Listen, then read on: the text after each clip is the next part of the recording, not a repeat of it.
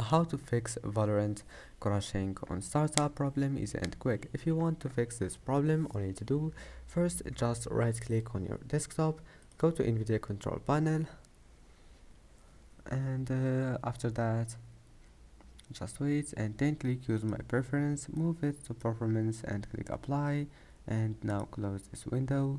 And after that go to your Valorant file location. First just search for right games folder.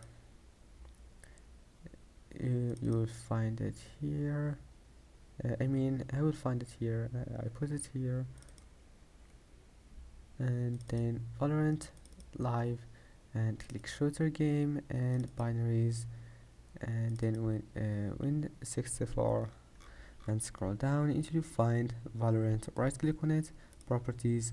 Now go to compatibility. Here's it, and enable those two options, disable full screen optimization, and run this program as an administrator and click apply and then OK, and that's it. Don't forget to like and see you in the next video.